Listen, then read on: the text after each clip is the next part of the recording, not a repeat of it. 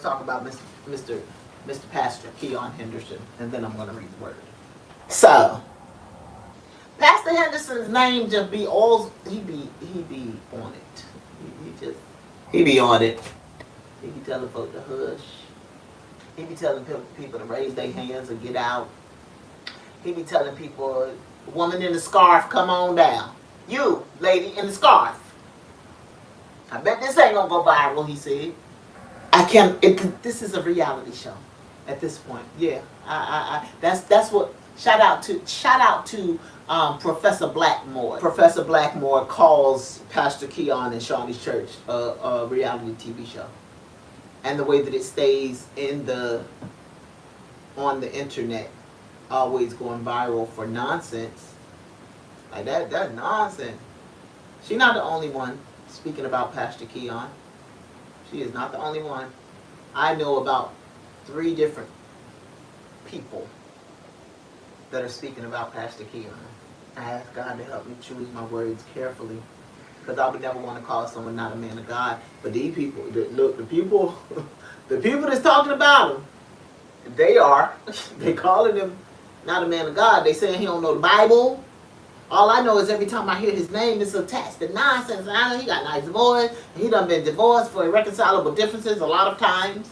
But I also know that he got childhood trauma too, that I believe he is still very much angry about. Very much angry about. And I believe a part of that is that issue that he has. I believe he has an issue with his mother. In my mind, his mama is why he couldn't be raised with his daddy. And that, this is my opinion. Because I said it on Professor Blackmore's page, it seemed like he still do have anger towards the fact that he couldn't just be with his dad. His dad was the pastor of a church and a married man, and his mama was the side chick. And just like the side chick always gonna get it. But that man was the pastor of the church. When does a pastor have to take responsibility? When does a pastor have to take responsibility? When does a pastor, and I am the one to offer the most grace, why can we serve a gracious God? But pastors can't be walking around preying on children, because his mother, at that point, I think she was a teenager. And all y'all just want to act like, yeah, we just want them young. We want them young. You don't want to give anybody a chance to get their mind right. Y'all just want what y'all want, how y'all want it. Pastor Keon's brother attempted to build a relationship with him. And his father would relate to him in slick, behind closed doors type of ways. So can you imagine how it feels to know that someone is your father and to see them raising their other children in your face? I know that situation with women. I couldn't begin to imagine, because I know that situation with women and some of how it's affected them. Y'all are so much harder than us. Y'all are so much harder than us. And I know that situation personally, because I was the softest one on my mother. But when the oldest boy forgave her, the oldest son forgave her, I was ecstatic. I was ecstatic about that, because my brother was not feeling my mother for 20 years. 20 is the magic number.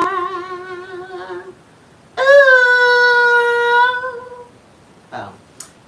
Keon tells the woman to come on down, the woman in the scarf, and tells the woman, I want to apologize to you. I didn't know what was going on.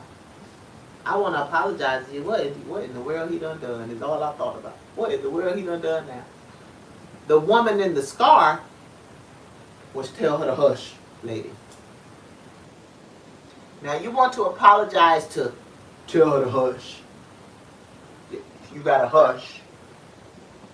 After you let her scream in emotion, because you said that you didn't believe it was the spirit. You believed that she was in her emotions.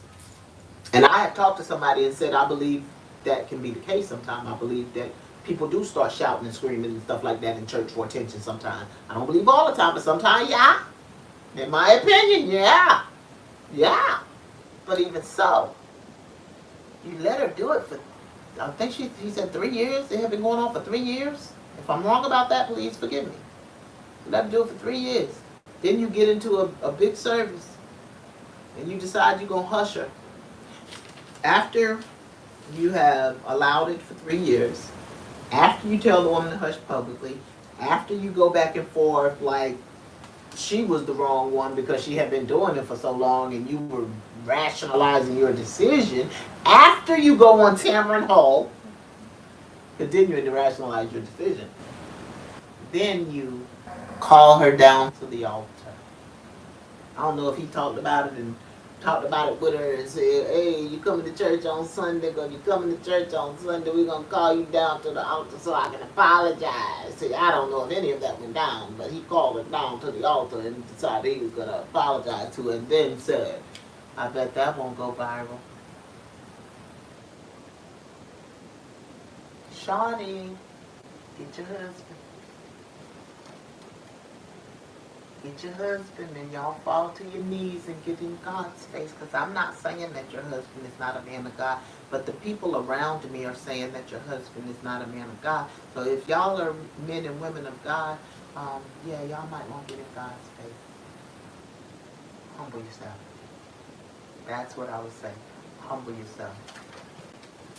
You do not want to be, it's too big, it's too wide, it's too strong, it won't fit, it's too much, it's too tall. Talk like this, but he can back it up. He got a big ego. You can't back it up where the God is concerned. God don't like big egos. God don't like it. Now. So Pastor Keon, please go get in God's face. That's all I got to say. You apologize to the woman. I guess everything all good between you and the woman. But my thing is go get in God's faces first.